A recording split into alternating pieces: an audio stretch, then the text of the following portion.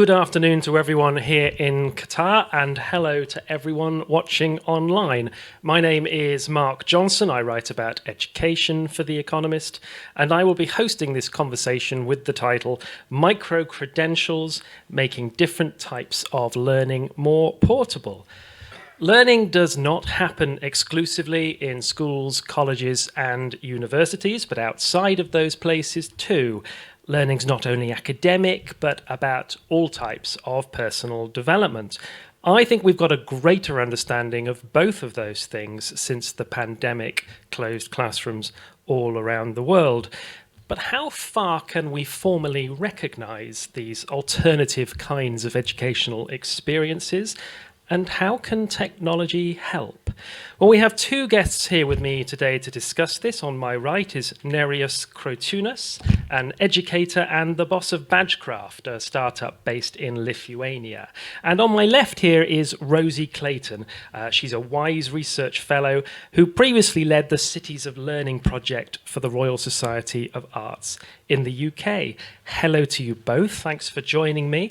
I hope we'll have a very relaxed and informal conversation here. There's a lot of different directions we could take this very interesting subject. We will have time for only a few angles on this topic.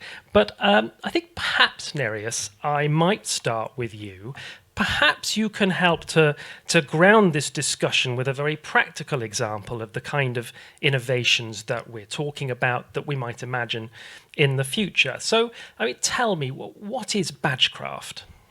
Thank you, Mark. Batchcraft is a company which partners with educational organizations across the world to build infrastructure needed to issue micro-credentials. And we work mostly with open badges and digital certificates.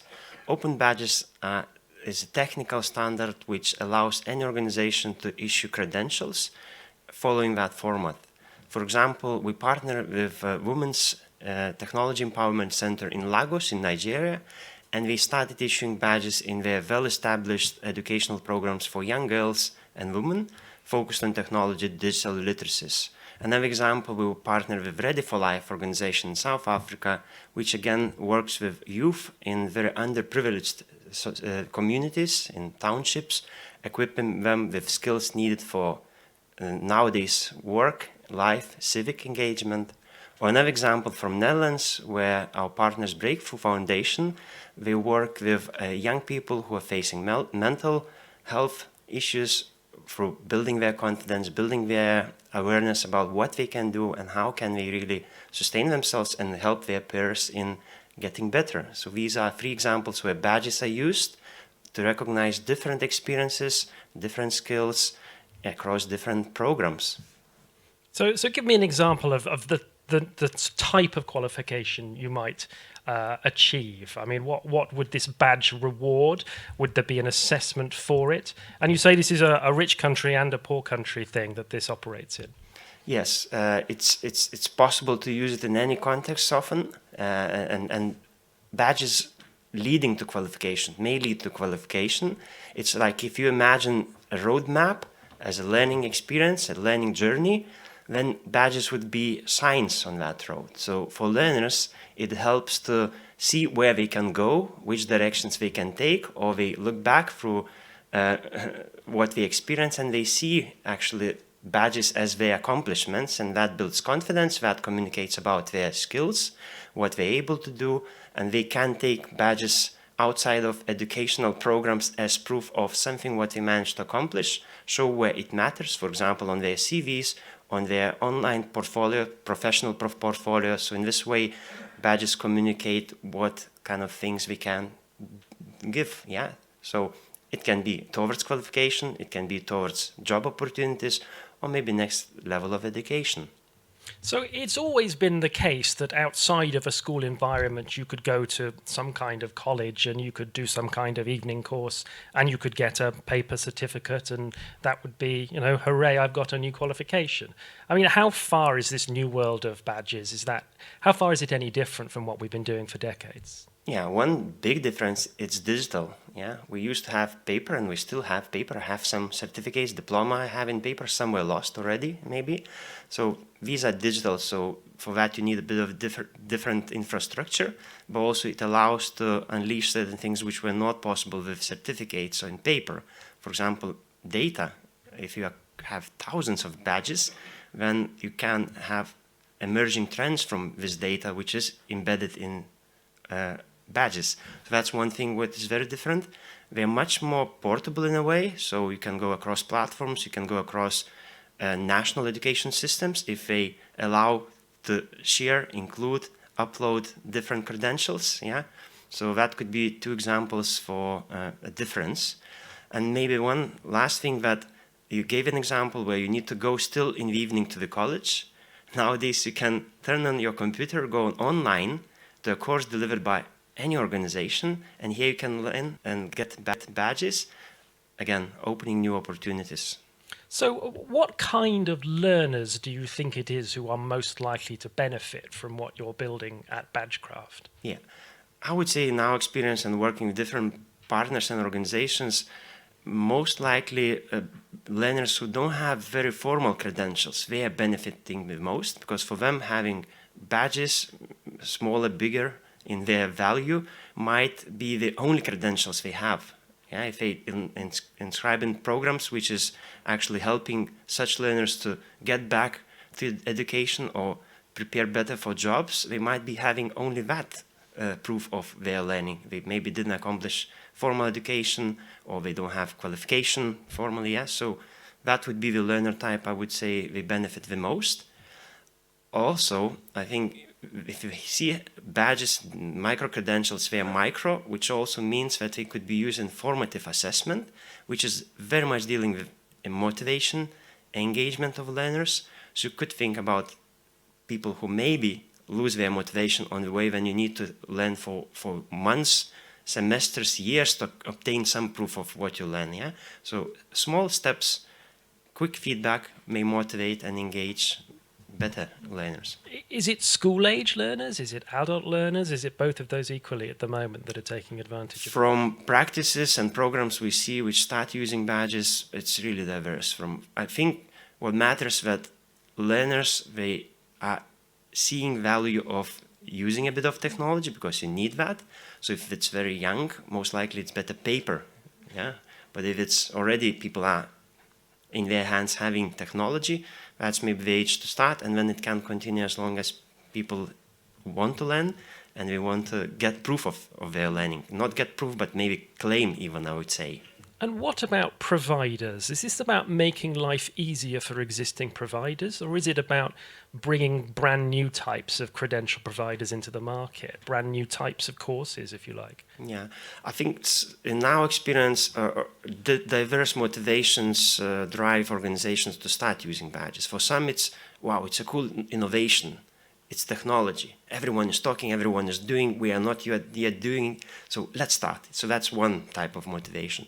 Others, they already have established programs and they don't use any other tool for accrediting what they deliver. And then they say, okay, let's install badges as a way to help us to see. Others would look for more data, insights, analytics. If they do bigger programs, they want to see what's going on with learners in personal progress, but also as a group, as a program, or entire programs.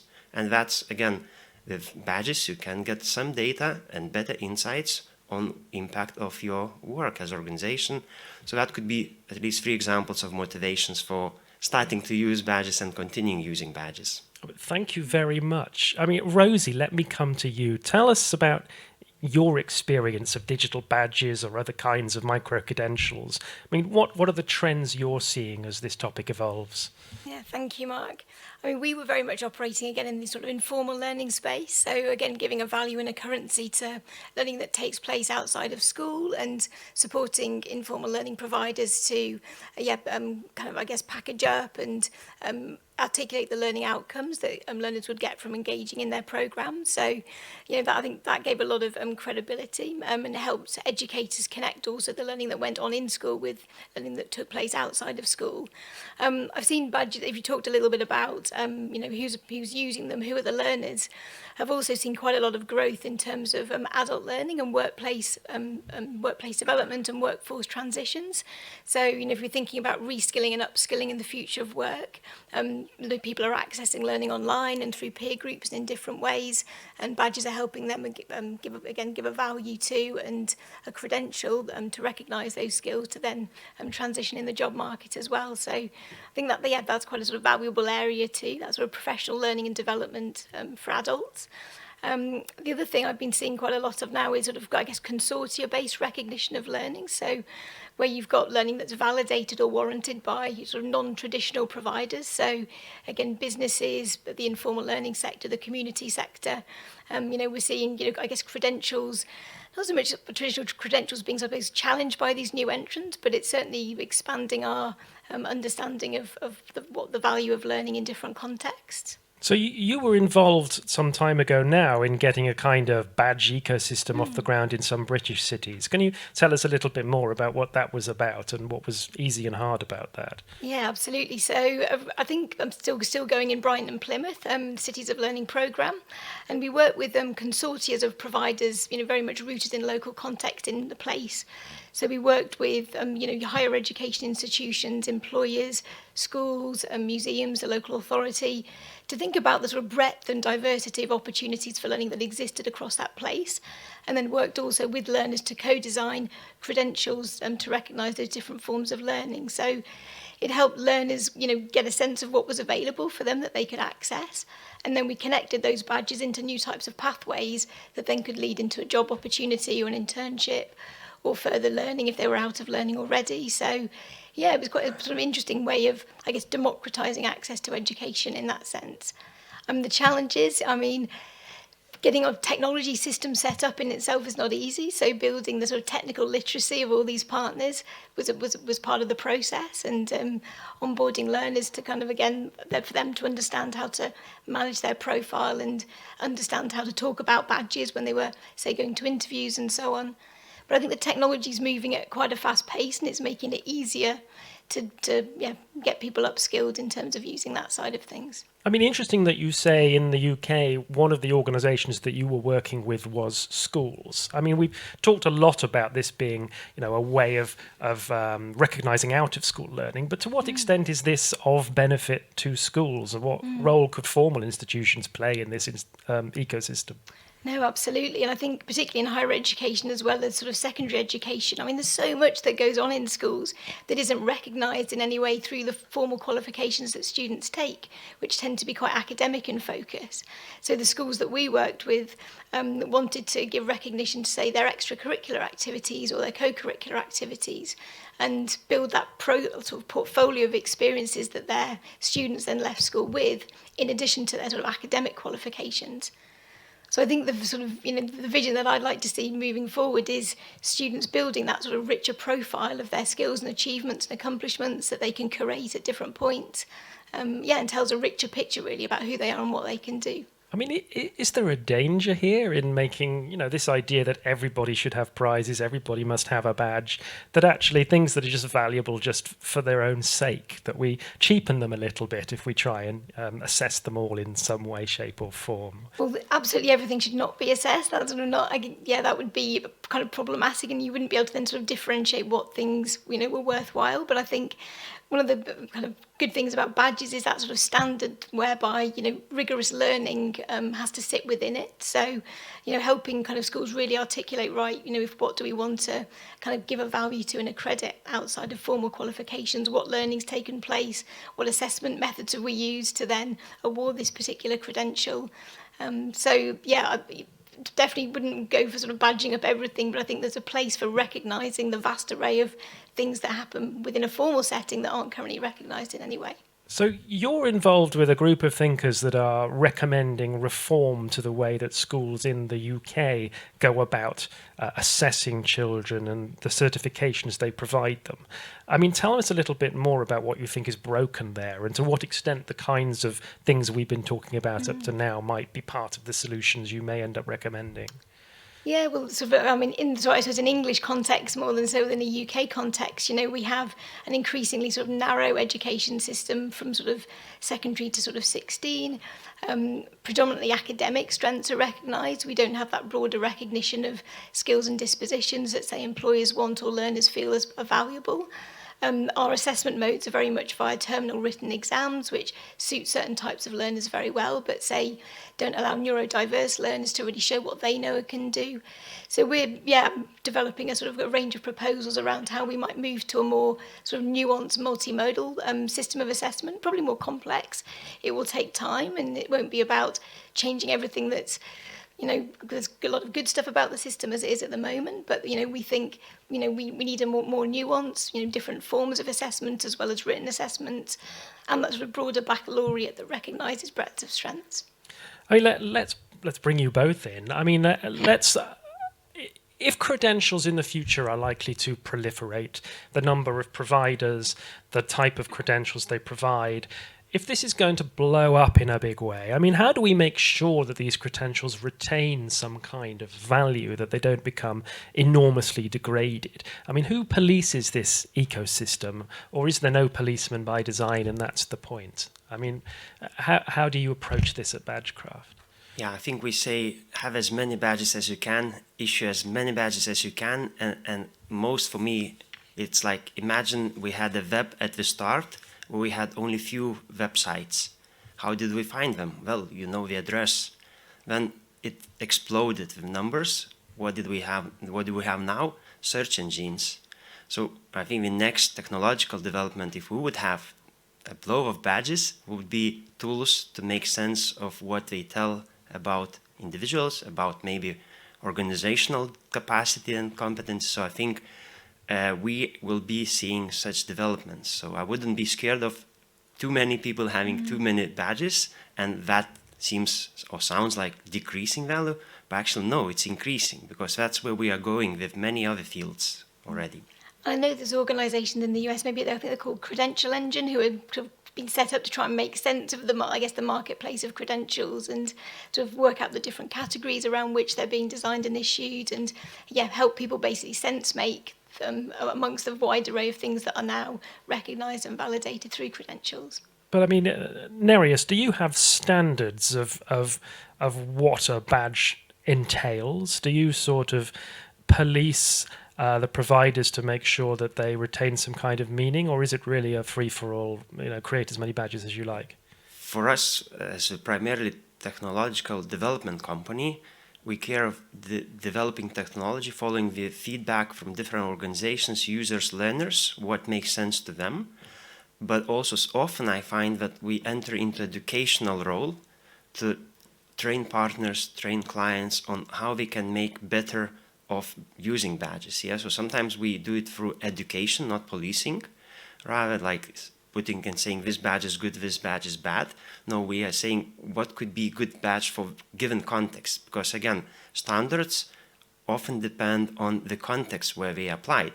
If you try to apply formal education standards to informal education setting, that's where we fail. And that's what I see often.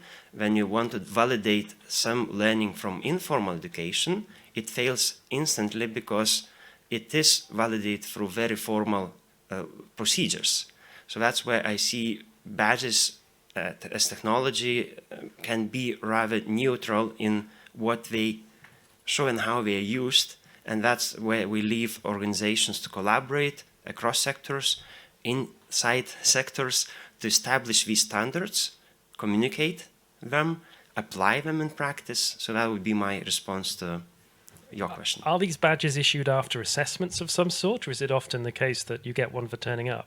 Yeah, I think Rosie was a bit touching that using badges, you can implement various types of assessments and often combining different ones. So for example, you can have a badge which part of it requires self-assessment. So learner thinks, reflects, adds whatever matters to the learner in relation to a badge description and criteria. The same badge can have another criteria to get that you upload some evidence from whatever you were learning and doing, and your peers are requested to assess a number you can set together, or could be by instructor, by educator, by external expert in a field. So even you could do a magic where you upload evidence to a badge that gets to an email of some expert, which is really the one to have authority on this subject, gets feedback, gets approval, invites for improvement. So that could be types of assessment combined in one single badge. But then you have possibility to build badge systems where you have 3 smaller badges leading to bigger badge, and then you suddenly realize that that's towards pathways. If you think about the world of games, we have skill trees. Yeah, when you start playing a game, you start seeing things appearing, and that's for young people especially. You're talking about this. Okay, let's move on. Yeah. So this could be some examples. Is this a world that employers want? I mean, what do you think? Is this a world that benefits employers? Or is this proliferation of certifications actually going to make them more appreciative of the credentials that we have at the moment? No, I think a lot of employers are looking for different types of skills and competencies that they don't get through the proxy of traditional academic qualifications. So they're looking for new methods around which to structure their recruitment practices. And we're working with a number that are adopting more what they're calling sort of strength-based assessment methods as part of their recruitment processes. But and we know that employers consistently say that the education system doesn't provide the skills that they want for their workforce and isn't meeting their needs. So I think as long as we're kind of clear in terms of, say, you're designing a particular credential that's recognising a particular skill like collaboration or communication or creativity or something like that, as long as, everybody is sort of clear, including employers, as to, what that credential kind of contains, what skills are being kind of evidenced through it for, say, recruitment purposes, that's what's important. Like you said, the criteria that's contained within them. But no, absolutely, the employers we talk to and are working with are saying they're looking for new methods beyond academic proxies around which to recruit to meet their skills needs. But I mean, is a recruiter not just going to be drowning in these badges if they're really producing as many as they? I mean, how is this going to work in the future? I think the world of recruitment and steps are already changing, and often you would be needing to use technology to apply for a job. And technology will be reading your CV, your application, motivation letter. It's already in place. And one thing about badges, let's say, again, different from paper, they could be machine readable. So it's data which could be read by machines. So then, again, in recruitment, it means that you can have many applications coming with badges, and that could be spotted by algorithms and then lifted or left away. That's also one of the dangers you might think of, yeah. But already recruitment is not done like I'm not saying everywhere, but in some contexts it's not anymore. Humans are reading through CVs, yeah. Again, we need to look at recruitment as a diverse practice, yeah. And in some cases it will be very much appreciated, because let's say if employers don't see beyond formal credentials on LinkedIn, they cannot see very well what skills you have. We would be looking for some other types of information available. That's one. Another thing, when we speak to employers, they say we have our own recruitment system, so automatically nothing is given. So you will go through this. But if your badges help learners to come out with awareness of what skills they're having, and they're able to present that during interview, during application, you are helping a lot us, because often they find it difficult to squeeze out that information. Yeah. One important question: is this world good or bad for equity? Now, we know that children from richer homes have more access to out-of-school learning opportunities. So, doesn't this just allow children from better homes to rake up these achievements that other kids can't get? I mean, or could it in some way benefit poorer children too? No, absolutely. And, you'd want something like this to improve equity, both in terms of how, the breadths of a young person's strengths are articulated, but also the access that it then gives them on the back of attaining the credential. And we work with a group of young care leavers in Manchester to think about the skills and experiences they'd gained through being young carers, and then build badges around that gave them a language to translate their experiences into things that are seen as valuable in the workplace. So absolutely, that, I guess, the recognition of prior learning or existing knowledge is really important, I think, as credentials evolve. How can it enable entry into a learning and labour market for those who might not have access by traditional routes? Nereus, you're not worried about sharp-elbowed parents buying up all of these experiences for their children, and the sort of reduction of rigour of making examinations less important. Is that not going to be a problem for equity? Now, what I would say in this event, I heard about very great initiatives, programs that improve situations of learners, and I think if these programs would start using badges, basically we would make very good favor for people who are already participating. So we have a lot of people involved in programs which want to change the situation to bring more equity already. Badges are kind of integral. They could be integral part in the whole picture. Thank you very much to both of you. There was a lot to cover. We covered as much as we could, but now we have to finish. This has been really enjoyable. Thank you for your help. And thank you to you all for attending. Thank you.